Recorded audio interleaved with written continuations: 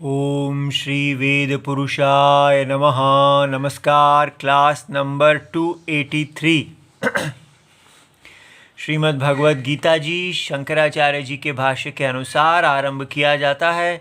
ओम श्री सीतारामचंद्राभ्याम नमः। नमो गुरुभ्यः। अथ काल देवता श्री संवत् 2081 आश्विन शुक्ल पक्षः नवमी शनिवारः दशमी श्रवण नक्षत्रम दक्षिणायनं शरदृतुः। ओम तत्सत् श्री शंकराचार्याय गुरवे नमः। दूरेण ह्यवरं कर्म बुद्धियोगात् धनंजय बुद्धौ शरणमन्विच्छ कृपणाः फलहेतवः। श्रीमद् भगवद गीता जी अध्याय नंबर 2 श्लोक नंबर 49 और ये पुस्तक है Gita Press Gorakhpur book number 10। अच्छा जी, तो इस श्लोक में क्या कहा गया? दो प्रकार के कर्मों को की तुलना की गई है। एक कर्म है जो किसके द्वारा किया गया है? जो फल के हेतु है। कर्म का फल पैदा करने वाला जो कर्म है उसको फल हेतु कर्म कहते हैं। और दूसरा कर्म है जो फल का हेतु नहीं है, जो अंतःकरण की शुद्धि करने वाला है। और भगवान कह रहे हैं कि जो कर्म फल का हेतु है वो ऐसे लोग जो हैं जो वो कृपण है, उनको वो पराधीन है। वो ऐसे हैं जैसे कोई किसी काम्य, जैसे कुत्ता हड्डी के पराधीन होता है, वो उसके वश में होता है। तो वो हर समय वो बाहर देखता रहता है, अपने भोग को देखता रहता है और भोग क्षय होता रहता है और वो उसी के साथ बंधा रहता है। इसलिए उनकी हालत बड़ी दयनीय है, दुर्भाग्यवान है। और जो लोग अपने कर्म को जगत की आत्मा सत्य के लिए करते हैं वो उनका सौभाग्य है। इसलिए बुद्धि की शरण लेनी चाहिए, कर्मयोग बुद्धि और ज्ञान रूप बुद्धि। अब ये हम कहते हैं ये बात तो हम हर जगह सुन रहे हैं, आप इसमें क्या नया बता रहे हैं? नया इसमें एक ये बात कही गई है कि पहली बात ये कि कर्म को वैदिक कर्म लेना है, ठीक है। इसलिए बहुत से लोग इस प्रकार ये भगवत गीता की बात करते हैं, लेकिन वो कर्म को एक्शन कह देते हैं। तो उससे ये एक यूनिवर्सल हो जाता है। आप कोई भी व्यक्ति हो, उसको आपको वेद की आवश्यकता ही नहीं है। तो devotion, do it with devotion. जो भी आप कर रहे हैं डू इट विद डिवोशन। लेकिन भाई आप वही चीज़ भक्ति से कर सकते हैं जो आज्ञा है। ईश्वर आज्ञा का पालन भक्ति से किया जाता है। इसलिए ये चीज़ स्पष्ट होनी चाहिए कि हमारा वर्णाश्रम धर्म जो है वो एक यूनिक चीज़ है, वो कहीं नहीं है। और इसलिए ये भगवत गीता आपको वेद के साथ जोड़ने वाली है। माइनस अगर वर्णाश्रम धर्म को छोड़ दिया जाता है तो कोई कर्मयोग काम नहीं करेगा, क्योंकि वर्ण आश्रम धर्म ही हमको बांधता है। और जो लोग वर्ण आश्रम धर्म में नहीं हैं, उससे बाहर हैं, वो इस वर्ण आश्रम धर्म के साथ जुड़ जाएंगे। एक बार एक ढांचा तो खड़ा होगा धर्म का, बाजार तो खत्म होगा। फिर उसके बाद जो लोग उससे बाहर हैं, जैसे हर व्यक्ति, शूद्र जो हैं वो अपने से बड़ों के साथ जुड़ते हैं और वैश्य अपने से बड़ों के साथ, सब लोग बड़े के साथ जुड़े हुए हैं। इसी प्रकार इस ढांचे से जो बाहर है वो भी इनके साथ जुड़ जाएगा। इनके यज्ञ में जुड़ जाएगा। लेकिन एक यज्ञ तो होना चाहिए। इसलिए ये समझना है कि भगवान का शरीर यज्ञ रूप है और ये बड़ा कमाल का यज्ञ है। इस चीज को हम बार बार नहीं सुनते हैं। जिसको हम सुनते हैं, सुनने से हमारा पाप क्षय होता है और बुद्धि अधिक देखने लगती है और गहरा देखने लगती है। ये दो जो बार बार आपको दिखाए जाते हैं, बार बार हमारी बुद्धि इसमें जाने लगेगी। अलग अलग अलग हमारी बुद्धि जो है ऐसे ही सोचती है और यहां से हटके हम इसमें जाते हैं जहां पर अंतर्भाव है। ठीक है, इसलिए जो मूवमेंट है, प्रोग्रेस जो है, वो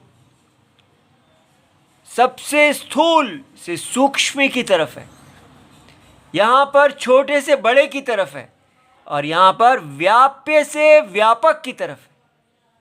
आप इंद्रियों के विषयों से धीरे धीरे धीरे अंतर साक्षी की तरफ जाते हैं और बीच में इंद्रियां, मन, बुद्धि, जैसे जैसे आप अंदर की तरफ जाते हैं तो एक मूवमेंट ये है और दूसरी मूवमेंट ये है। यहां पर आप सीमित से असीमित की तरफ जाते हैं। ये बात आपको समझनी है कि एक क्या है, ये मैं हूं और अनेक लोग बाहर हैं, लेकिन सारी सीमाएं असीमित में कल्पना है। इस प्रकार कैसे देखते हैं? जैसे कि अगर एक व्यक्ति दूसरे को मिलता है और कहता है इसने मुझे यूज किया, आई वॉज यूज्ड, इसने मुझे धोखा दिया। लेकिन जो व्यक्ति हमारा कर्मयोगी है, समत्व बुद्धि से चलने वाला है, वो क्या देखेगा?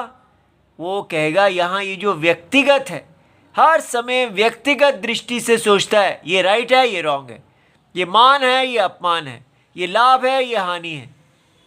ये सारे इन द्वंद्वों को कैसे छोड़ देता है? क्योंकि वो देखता है कि ये जो सीमा मैंने पाल रखी है ये विकल्प है, तो वो असीम के अंदर चला जाता है। असीम कौन है? जिसकी शरीर असीमित है, जिसकी मन, इंद्रियां, बुद्धि सब असीमित है।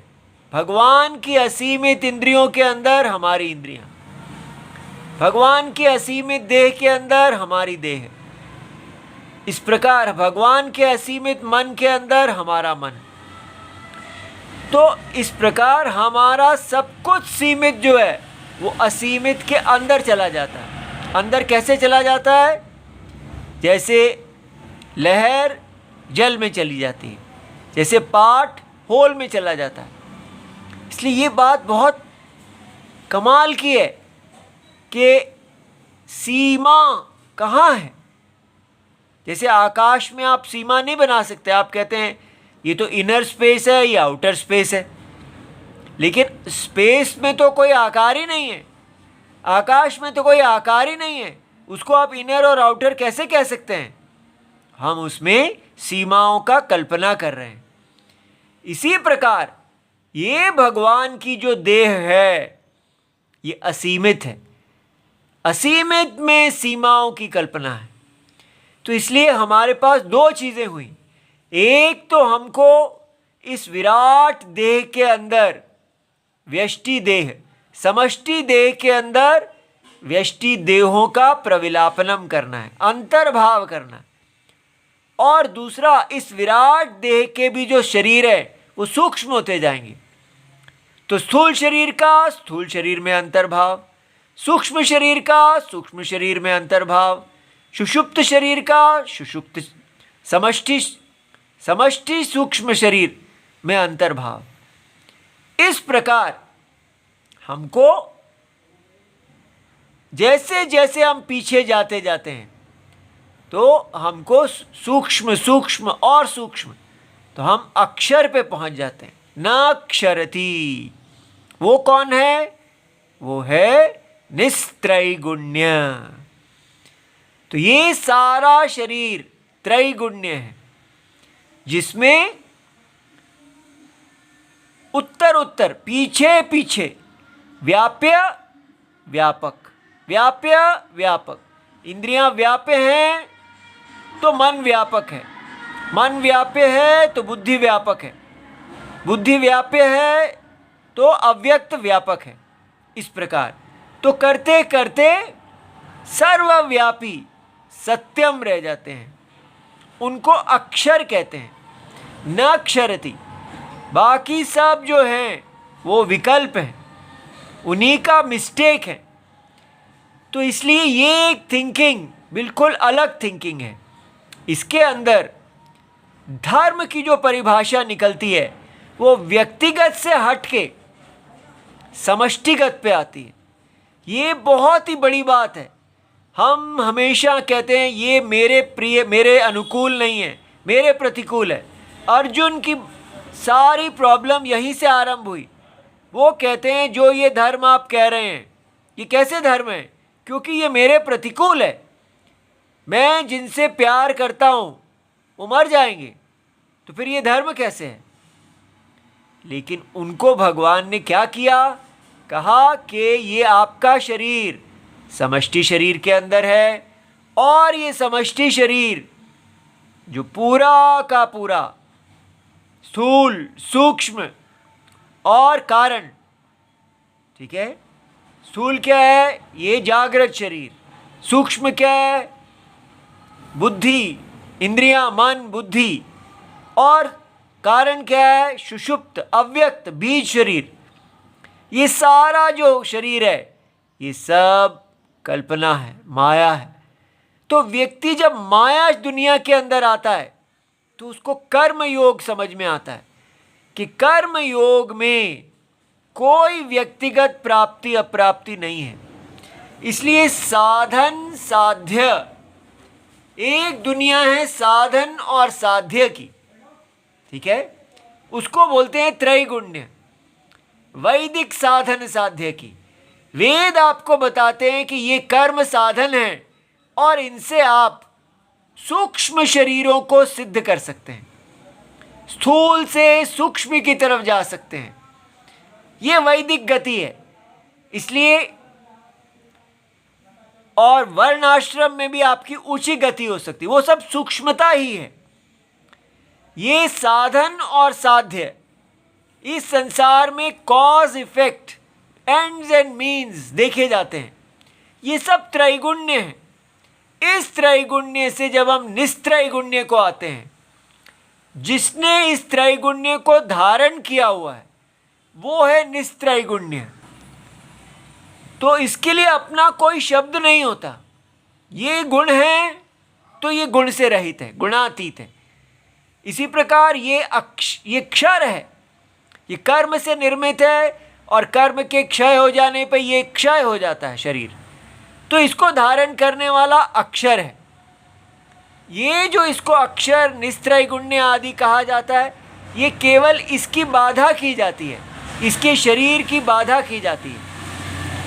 तो इसलिए सत्य में स्थित होके आप केवल एक माया शरीर, माया पूरी समष्टि शरीर को, इस सृष्टि को आप समष्टि शरीर, समष्टि माया यज्ञ देखते हैं, जिसके अंदर कोई प्रयोजन ही नहीं है। एक माया शरीर, एक कल्पित शरीर में क्या प्राप्त करेंगे? इसलिए व्यक्ति को धीरे धीरे, क्योंकि हमारे मन में इतने वेग हैं, इसलिए हम उनके अधीन हो जाते हैं। तो जैसे ही वो बार बार वो वेग हमें खींचेंगे और हम बार बार खींच के अपने आप को अक्षरम में ले जाएंगे, निस्त्रैगुण्य में ले जाएंगे, आत्मा में ले जाएंगे। और आत्मा के गुण अब कैसे हो जाते हैं? समहा, समत्वम। तो इसलिए भगवान के जो गुण हैं उनमें हमने स्थित होना है। अब भगवान के गुण किस प्रकार के हैं? समत्वम। जो गुण, यहाँ क्या है? असमत्वम। त्रैगुण्य में असमत्वम। तो त्रैगुण्य को जो माया देखता है उसका गुण समत्वम हो जाता है। प्रिय, आत्मा सबका प्रिय है। क्यों? क्योंकि वो हमारा स्वरूप है, आनंद रूप। जैसे ही हम अपने स्वरूप में चले जाते हैं तो हम साधन साध्य के अधीन नहीं रह जाते। यहाँ पर हमारी साधन से हम साध्य प्रिय को प्राप्त करते हैं, और इस प्रिय को खो जाने पर हम फिर दोबारा दुखी हो जाते हैं। इसलिए ये स्थिति जो है ये दुख की कही गई है कि आप फल से अपने आप को सुखी करते हैं और वो फल काल में क्षय हो जाता है। और यहाँ पर स्वरूप ही सुखम है।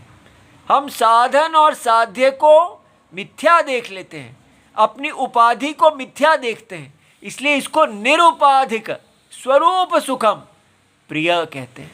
सुहृद भगवान, अब ये जो सत्यम है इसको, ये सुहृद सबका दोस्त कैसे है? बिना कुछ चाहे ये सबकी सहायता कैसे करता है? ये भगवान क्या कोई है? हाँ, जैसे रस्सी सांप की भगवान कैसे हो सकती है? क्योंकि रस्सी जड़ है इसलिए हमें समझ नहीं आता, लेकिन ये चेतन आत्मा है। चेतन आत्मा माया को धारण करती है और वो असंग रहती है। ये जो असंगत्वम है इसको समझना है कि जैसे ही हमें समझ में आएगा कि ये सारा जगत माया है, मिथ्या है, तो हमें भी असंगत्व मिल जाएगा। तो इसलिए भगवान के लिए गुण है सुहृद सर्वभूतानाम, सारे दुनिया का सुहृद, सभी जीवों का वो परम मित्र हैं जो बिना किसी अपेक्षा के उनकी सहायता करते हैं। ये कैसे हो जाता है? जो कर्म योगी है वो भी अपने अंदर यही सारे गुण देखेगा। कैसे? क्योंकि जब उसका व्यक्तिगत भाव चला गया तो वो समष्टिगत हो गया। उसके लिए वो देखता है कि ये सारा जो लोग हैं ये सब एक ही परमात्मा के रूप हैं, मैं ही इन सब का आत्मा हूं, और ये सारे जीव वास्तव में एक ही आत्मा की कल्पना है। इसलिए उसको किसी के साथ जो है क्रोध इत्यादि, उसको सबके अंदर आत्मभाव आ जाता है कि ये सब आत्मा की ही अभिव्यक्ति है, प्रिय प्रिय इत्यादि सब। लेकिन फिर भी अर्जुन को भगवान कह रहे हैं कि इनका वध करना है, ये धर्म है। सो ये धर्म जो भगवान दिखा रहे हैं वो सनातन धर्म है जो किसी व्यक्ति पे आश्रित नहीं है। इसलिए वध करते हुए भी भगवान सुहृद ही रहते हैं। ये बात समझ में आई? इसलिए जो भगवान ने एक शंभूक का वध किया, जिन्होंने जो एक शूद्र थे और तपस्या करना चाहते थे, लेकिन शूद्र को तपस्या में अधिकार नहीं है, उसकी तपस्या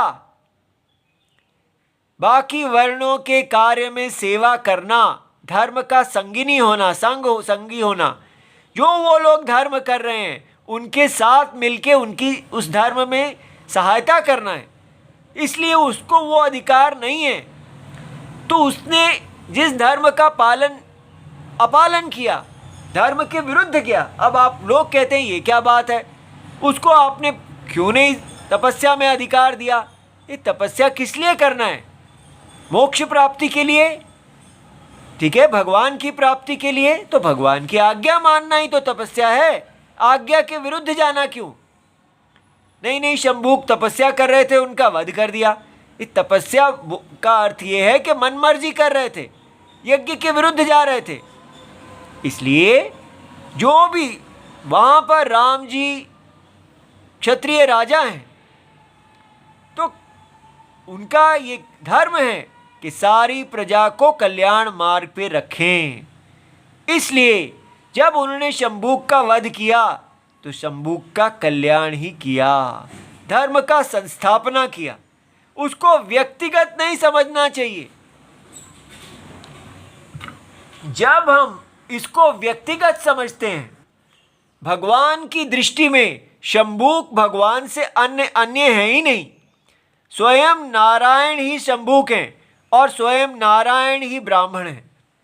तो एक ब्राह्मण के पुत्र की अकाल मृत्यु हो गई और पता चला इसका कारण क्या है कि उस दुनिया लोक में कोई अधर्म कर रहा है। तो जब अधर्म होता है तो इस प्रकार असंतुलन होता है। अब ये क्या बात है, हम नहीं कह सकते हैं, ये वेद कह रहे हैं। इसलिए वेद समष्टि की वाणी है। जब हम समष्टि के साथ एक होते हैं तब हमें वेद को भी समझना आता है कि हमारे अनुकूल प्रतिकूल सोचना बंद करें। हम कहते हैं जो हमारी बुद्धि के प्रतिकूल है वो धर्म नहीं हो सकता। इसलिए धर्म को ऐसे नहीं जाना जाता। धर्म को जानने के लिए आपको समष्टि चक्षु में आना होगा। भगवान की दृष्टि से देखने से ही धर्म दिखता है, नहीं तो केवल व्यक्तिगत लाभ और हानि ही रहता है। इसलिए जो लोग शंभूक के ऊपर इतने दुखी हैं कि भगवान ने अत्याचार किया, ये भगवान कैसे अत्याचार कर सकते हैं? भगवान जगत की आत्मा है, जगत की आत्मा सम है, उसके लिए कोई प्रिय और अप्रिय नहीं है, ना वो ब्राह्मणों के लिए है। तो फिर ऐसा क्यों कहते हैं कि ब्राह्मण उनको प्रिय हैं? क्योंकि ब्राह्मण जो हैं वो धर्म करते करते सबसे उनके समीप पहुंचे हैं, सूक्ष्म हैं, इसलिए उनकी आज्ञा सबसे अधिक पारायण करते हैं। इसलिए उनसे वो आशा अधिक रखते हैं कि ये उनका सिर है। तो इसलिए उनका प्रेम जैसे अग्नि है, कोई उसके पास अगर हाथ करे तो उसको अधिक गर्मी मिलती है, जो दूर रहे उसको कम मिलती है। हम कहें हम अग्नि के ऊपर राग दे तो नहीं कर सकते, क्या आप सबको एक समान गर्मी क्यों नहीं देती? क्योंकि जो उसके दूर रहता है उसको नहीं मिलती। इसलिए ब्राह्मणों से जैसे जैसे क्षत्रिय वैश्य शूद्र दूर होते जाते हैं भगवान से, और वही जब भक्त हो जाते हैं तो बात ब्राह्मणों की इत्यादि नहीं रह जाती, भक्त भगवान को सबसे प्रिय हो जाते हैं।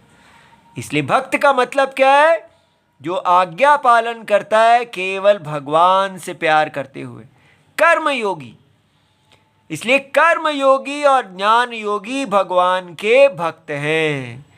इसलिए धर्म के विषय में कभी ऐसा नहीं कहना कि भगवान ने ऐसा क्यों किया। कृष्ण जी के विषय में भी कहते हैं, जब वो मथुरा गए तो उन्होंने कुब्जा जो थी, जो झुकी हुई थी, जो कंस के लिए अंगराग लेके जा रही थी, उससे अंगराग मांगा तो उन्होंने उसको दे दिया। और अब वो तो उसका कंस का था, क्यों दे दिया उसने? क्योंकि भगवान जगत की आत्मा है। एक व्यष्टि ने मांगा और इसने मांगा, तो कुब्जा को किसको देना चाहिए था तो इसके लिए, लेकिन मांग लिया इसने, तो इसको ही तो देना होगा, समष्टि को देना है। इसलिए तो उसने इसको दे दिया और वो सब पाप उसके क्षय हो गए। लेकिन एक धोबी ने, वो कपड़े धो रहे थे, कंस के कपड़े थे, भगवान ने मांग लिया। भगवान को एक अहंकारी व्यक्ति नहीं समझना चाहिए, उनकी मांग जो है धर्म है। लेकिन उसने नहीं दिया तो भगवान ने उसका वध कर दिया। अब आप कहेंगे ये क्या बात है, क्यों वध कर दिया? इसको क्यों नहीं कह सकते? समष्टि जो कुछ करते हैं वो धर्म होता है। तो इस्लाम के केस में, क्रिश्चियनिटी के केस में तो आप मानते नहीं, वहाँ तो आप कहते हैं क्यों क्यों क्यों क्यों। अपनी बारी आती है तो कहते हैं वध ठीक है। ये क्या बात है? दोनों में भेद देखिए। जो इस्लाम के और क्रिश्चियनिटी के भगवान, उनके अल्लाह और गॉड हैं, वो सत्यम नहीं है जगत के, वो सबकी आत्मा नहीं है। उनमें इसलिए राग द्वेष है, उनको अपना फैलाव करना है, यहाँ कोई फैलाव नहीं करना। सारी प्रजा साक्षात भगवान ही है, इसलिए उनको किसी के से कोई अन्यता ही नहीं है, कोई प्राप्ति करनी ही नहीं, भगवान पहले ही पूर्ण है। इसलिए जो भगवान में शरण लेता है उसकी बुद्धि धर्म हो जाती है। ऐसे हैं भगवान, ये एकदम कमाल के भगवान हैं। तो ये अक्षर परम सत्य परमात्मा जो हैं, इनको यहां पर कहा गया है कि जो इनको नहीं जाने बिना इस संसार को छोड़ देता है वो कृपण है। ठीक है, तो यहां पर ये भगवान ने बृहदारण्यको उपनिषद में से कहा, यो वा एतद अक्षरम गार्गी अविदित्वा, नहीं जानकर अस्मा लोकात् प्रैति स कृपणः। ठीक है, जो इसलिए कृपणः अर्थात वो बहुत दया का पात्र है। क्या करता रहा, छोटे छोटे भोगों की दास्ता करता रहा। जब हम कर्म करते हैं किसी फल की इच्छा के लिए, हम उस फल के दास हो जाते हैं, स्वामी नहीं हो जाते। जब कोई किसी स्त्री के पीछे जाता है तो वो उस स्त्री का दास हो जाता है। किसी भोग के पीछे जाता है तो उस भोग का दास हो जाता है, उसके आगे दुम हिलाता है। इसलिए सारा संसार, जब तक आप अक्षर से नारायण से प्रेम नहीं करते, तब तक हम इस संसार में दास बन के जीते हैं। और दासत्वम जो है वो कृपणता, दीनता की स्थिति है। इसलिए जो भी इस संसार में हमारे पास अवसर है कि हम अक्षर से प्रेम कर सकते और इस दीनता से बाहर निकल सकते हैं, लेकिन जो भी व्यक्ति इसको अविदित्वा, इसको नहीं जानता हुआ इस संसार से प्राणों को छोड़ देता है, तो वो कितना दीन है। वो फिर दोबारा जन्म लेता रहता है और फिर दास्य में पड़ता है। और कभी भी ये जो स्वामी है, इसका दास्यत्व बड़ा दुखदाई है। संसार में अगर हम इन काम के विषयों को दास्य करते हैं तो ये हमें नचाते हैं, हमें प्यार नहीं देते, हमें शरण नहीं देते, हमारा कल्याण नहीं करते, हमें क्षय कर देते हैं। जितना आप इसको भोगेंगे उतना आप निर्वीर्य होते जाएंगे। ठीक है, उतना आप मरते जाएंगे और तृष्णा बढ़ती जाएगी। इसलिए ये संसार की दास्ता दुख रूप है। इस दुख रूप दास्ता से भगवान कहते हैं, क्या तुलना है। कहाँ ये दुख रूप कृपणता, काम के विषयों के पीछे दुम हिलाना, जिह्वा लटकाना और एक पशु की तरह हो जाना और अधर्म में जीना, दुखी रहना, और कहाँ इसका बिल्कुल उल्टा, काम को त्याग के केवल अंतरात्मा भगवान स्वामी। अब वो भी तो एक दास्य है, लेकिन वहाँ डिग्निटी है, वहाँ मान है। भगवान जो भगवान का दास होता है वो सत्य का दास होता है, वो सत्य ही हो जाता है, उसको भगवान के सारे गुण प्राप्त हो जाते हैं, वो मोक्ष को प्राप्त करता है। वो इस साधन और साध्य से शरीर धारण करते हुए कर्म योग की अवस्था में ही सदा इस बात को, इस प्रत्यय को बनाए रखता है कि मुझे साधन और साध्य में नहीं जाना, मुझे सत्य में रहना है। वो अपने आप को सत्य में रखता है। ठीक है, और इस प्रकार बार बार वो परिश्रम करता है, अपने मन के अंदर तपस्या करता है। शरीर उसको खींचता है कि बन जाओ गुलाम, बन जाओ एक कुत्ता, लेकिन वो नहीं, मैं तो भगवान से प्यार करता हूँ, भगवान का प्रेम मुझे तृप्त किए हुए है, संसार से मुझे कुछ नहीं लेना, ना यहाँ का साध्य मेरे को लिए कुछ है और ना साधन। जो भी वैदिक कर्म है वो मैं केवल इसलिए कर रहा हूँ क्योंकि वो राम जी की आज्ञा है। ठीक है, ऐसा आज्ञापरायण भक्त कर्म योगी है और ये बहुत ही ऊंची चीज है। इसके लिए भगवान कहते हैं, समत्व बुद्धि युक्तः सन् स्वधर्मम अनुतिष्ठन, जो व्यक्ति समत्व बुद्धि में युक्त हुआ, स्वधर्म को, याद रहे, देखो भगवान स्पष्ट कह रहे हैं, स्वधर्म का अनुष्ठान करता हुआ, यत् फलम आपनोति तत् शृणु। अब स्पष्टता से फल को कहा जाएगा और योग की एक नई परिभाषा दी जाएगी। पहले समत्वम था, अब कर्मसु कौशलम की परिभाषा दी जाएगी। ये हम कल देखेंगे। प्रणाम।